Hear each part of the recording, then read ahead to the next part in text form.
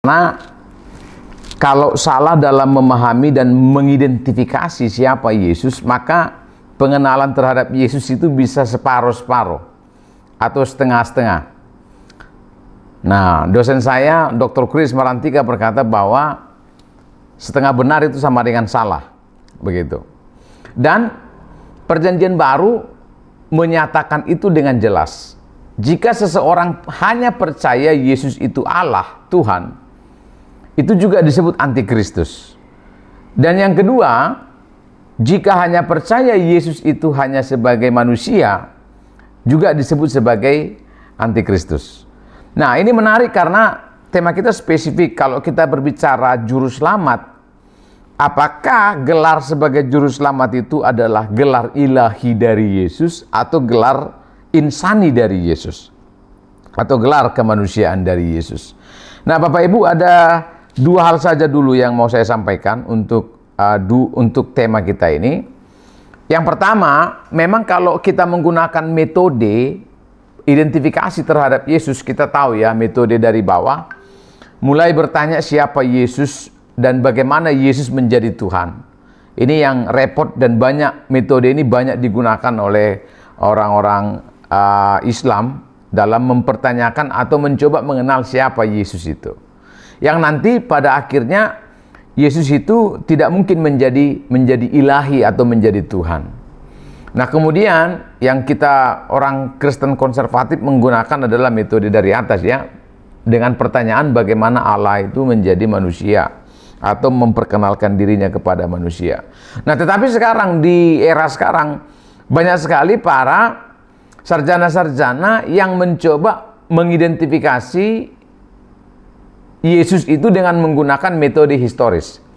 Metode historis itu kan pertanyaannya, Yesus itu orang tuanya siapa, lalu cara matinya bagaimana, apa makanan favoritnya, siapa saja orang-orang di sekitarnya, dan seterusnya. Nah, metode yang pertama dan metode yang ketiga selalu dan pasti mengandung masalah. Nah, untuk menjawab tema kita, kalau kita berbicara juru selamat, apakah yang ilahi atau yang manusia, saya hanya menyampaikan dua topik dasar saja, karena kita masih ada pertemuan satu kali lagi ya, untuk bulan depan. Nah, yang pertama adalah tentang hipostasis atau keilahian dan keinsanian Kristus, atau duinatur dari Yesus Kristus. Karena kalau misalnya topik ini tidak dipahami secara tuntas, maka pertanyaan tema kita itu akan sulit kita jawab. Jadi yang mati itu manusianya atau Allahnya? Waktu Yesus itu berdoa hanya manusianya atau Allahnya bagaimana? Misalnya begitu ya. Atau waktu Yesus disebut sebagai nabi, kalau kita belajar misalnya dalam surat Ibrani, Yesus kan disebut sebagai imam misalnya. Yesus juga disebut sebagai nabi, Yesus juga disebut sebagai Mesias. Yesus juga disebut sebagai Tuhan, Tuan, juga bisa majikan atau penguasa, dan macam-macam. Yesus juga disebut sebagai guru. Nah, gelar-gelar itu apakah bisa kita pisahkan dari pribadi Yesus yang utuh? Nah, makanya kita perlu melihat dulu yang pertama. Yang kedua nanti kita melihat kenapa banyak orang akhirnya, atau teolog, ya sarjana Kristen lah, yang akhirnya tidak bisa memperlihatkan duinatur Yesus itu secara utuh, begitu. Nah, coba kita lihat dulu ini Bapak Ibu. Memang pengalaman saya mengajar Kristologi ini adalah topik yang sangat rumit ya.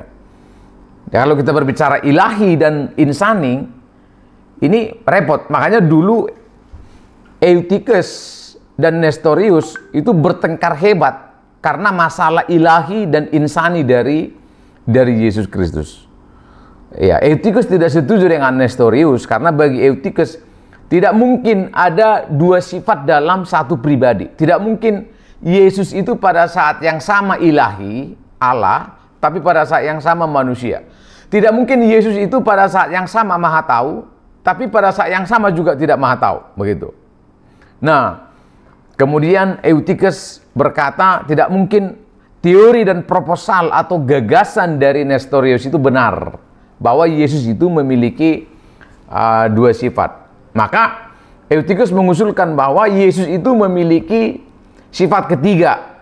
Apa itu? Perpaduan antara keilahian dan kemanusiaan Yesus. Maka manusia itu adalah setengah dewa, setengah hantu gitu loh. Wah, jadi nampak seperti manusia, tapi nampak seperti Tuhan juga, begitu. Nah, ini saya akui adalah salah satu topik yang paling rumit ketika kita berbicara tentang Kristologi. Maka ini saya harus akui ini tidak mudah memang. Nah, konsep ini kita sudah paham. Dalam istilah teologis disebut hipostasis atau wujud atau keberadaan Yesus, yang kalau kita langsung pada kesimpulan, kita bisa mengikuti misalnya rumusan Konsili Kalsedon. Apa itu rumusan Konsili Kalsedon? Nah, jangan dianggap bahwa rumusan konsili itu tidak memiliki dasar. Tidak memiliki dasar.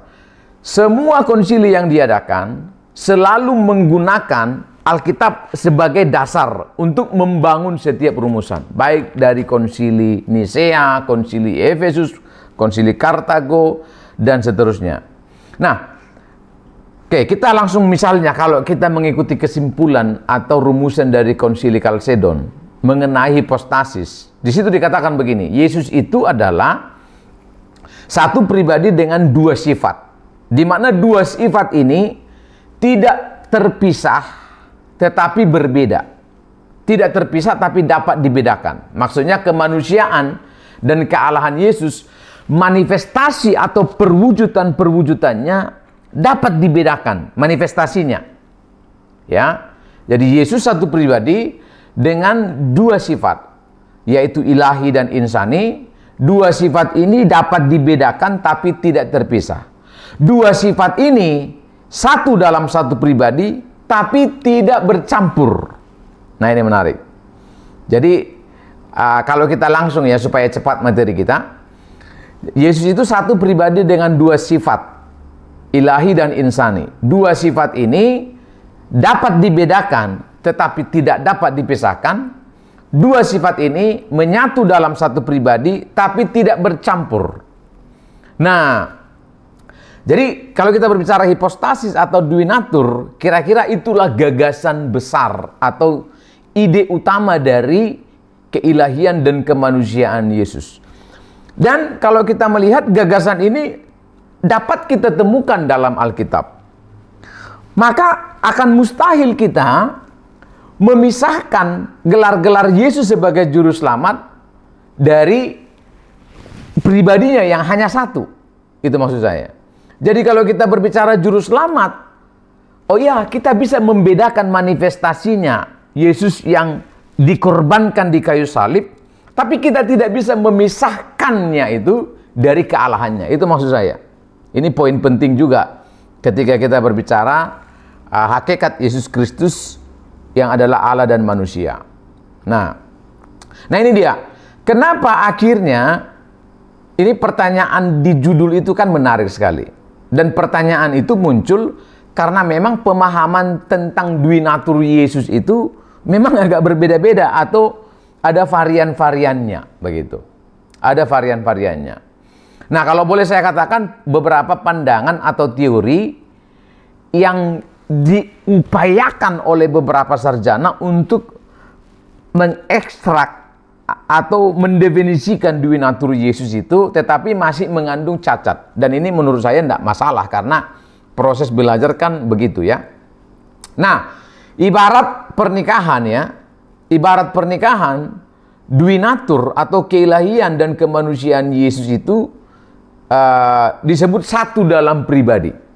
Disebut satu ya. Jadi kealahan dan kemanusiaan Yesus itu disebut ada dalam satu pribadi. Tetapi kalau ilustrasinya begini, nanti ini mengandung masalah. Kenapa, Pak?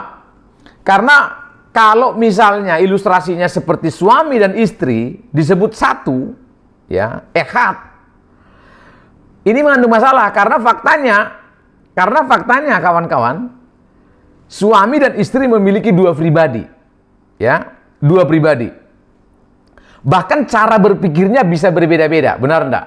Ya, bapak-bapak, ibu-ibu pasti langsung setuju dengan apa yang saya sampaikan.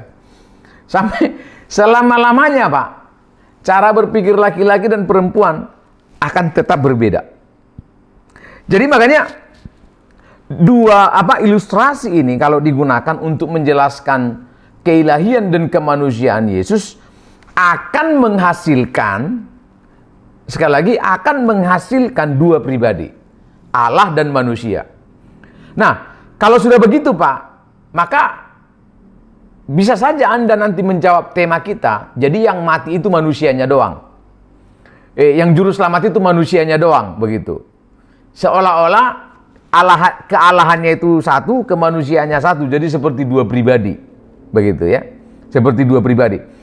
Padahal kalau kita mengacu kepada rumusan Konsili Kalsedon bahwa Yesus itu satu pribadi yang tidak mungkin dipisahkan antara kealahan dan kemanusiaannya. Maka kalau Yesus menyandang gelar sebagai juru selamat, Yesus menyandang gelar dengan gelar-gelar yang lain, maka tidak mungkin memisahkan seolah-olah Yesus itu memiliki dua pribadi. Itu maksud saya.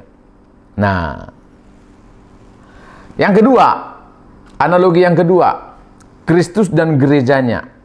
Jadi kealahan dan kemanusiaan itu ibarat ilustrasinya seperti Yesus menghinggapi atau tinggal di dalam orang percaya. Nah, ini nanti masalah ini, karena ilustrasi semacam ini bisa Anda lihat dalam pengajaran Eric Chang dan Bapak Pendeta Dr. Erastus Abdono dan juga para pengajar-pengajar Wanes misalnya, yang menyebutkan bahwa Yesus itu hanya ditinggali oleh Allah. Yesus itu hanya dihinggapi. Istilah yang lain, Yesus itu hanya dirasuki. Nah, kalau begini analoginya, maka ketika Yesus lahir di Bethlehem, sama sekali Yesus itu tidak memiliki keilahian. Dia tidak Tuhan, dia bukan Allah, begitu. Tapi dia memiliki sebagian dari ketuhanan. Kenapa bisa begitu? Karena dia diperciki oleh kealahan dari Allah. Nah, jadi kalau kita berbicara kealahan dan kemanusiaan Yesus, bukan berarti kealahan itu mendiami kemanusiaannya, atau kealahan itu tinggal untuk waktu yang sementara dalam kemanusiaan Yesus. Karena nanti kalau begitu sama saja Yesus itu tidak berbeda dengan nabi-nabi yang lain, begitu ya. Dia hanya dihinggapi oleh kuasa Allah dalam beberapa waktu, begitu. Nah, kemudian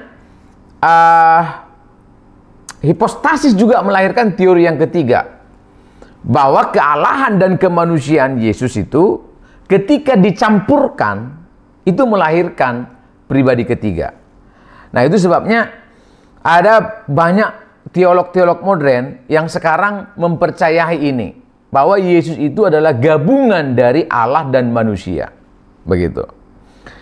Nah, jadi Yesus itu dikatakan begini, rekan-rekan, Yesus itu memang bukan manusia biasa. Jadi dia manusia di atas rata-rata, tapi dia juga bukan Tuhan.